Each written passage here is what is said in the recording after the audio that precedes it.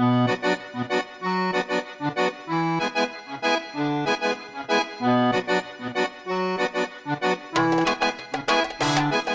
je viens du nord de l'Allemagne. Du Mexique. De l'Allemagne, de Potsdam.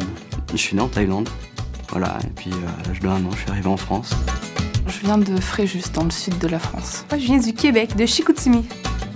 Je viens juste de passer mon bac. Et puis, il fallait faire un service militaire. Je voulais pas. J'ai étudié en éducation spécialisée. Puis j'ai fait une année de philosophie, un semestre de droit. Je travaillais dans une petite entreprise familiale. Alors, je me suis décidé pour un service social. Et puis du jour au lendemain, j'ai débarqué à l'Arche. J'ai employé un mot fort, mais c'est une résurrection pour moi, vraiment.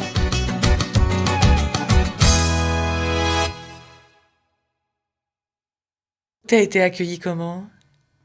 Par une personne handicapée qui me saute dessus avec plein de gesticulants, plein de gestes, plein de cris. Elle me montrait plein de papiers, je comprenais rien, je savais pas qu'elle était sourde, donc je lui parlais.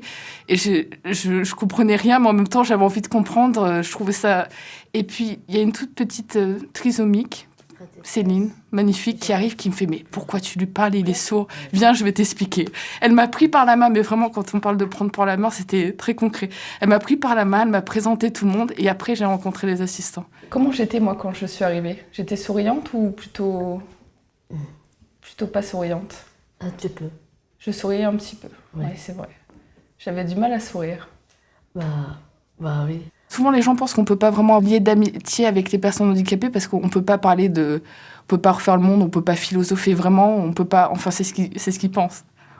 Et ouais, moi, je refais le monde avec Céline. Rien qu'en regardant les choses autrement, rien que...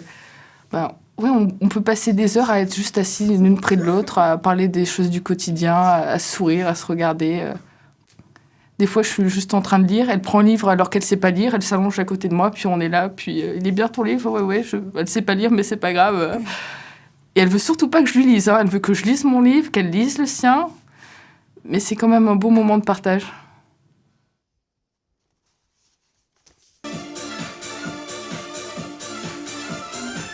Je suis quelqu'un qui est très rêveur. J'ai tendance, quand je m'ennuie, quand la conversation m'intéresse plus, je rêvasse, je pars très facilement.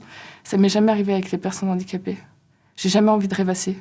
Je suis là, je m'accroche, je suis ancrée dans la réalité. Je les dévore des yeux souvent, mais j'ai pas envie de rêver, j'ai pas envie de rêvasser. Tu vas trop vite pour moi. Il y a quelque chose d'unique que j'ai vécu qu'à l'Arche. C'était pas quelque chose d'extraordinaire, c'était pas un événement super, une anecdote hilarante, c'était... J'étais dans le salon, assise, avec toutes les personnes handicapées de mon foyer et tous les assistants aussi. Certains à lire, d'autres à tricoter, d'autres à faire la cuisine. J'étais posée là, et d'un coup, je les ai toutes regardées, et j'ai eu le sentiment que pour rien au monde, je voudrais être ailleurs, mais pour rien au monde. J'ai retrouvé foi en moi, confiance en moi, foi en l'humanité aussi.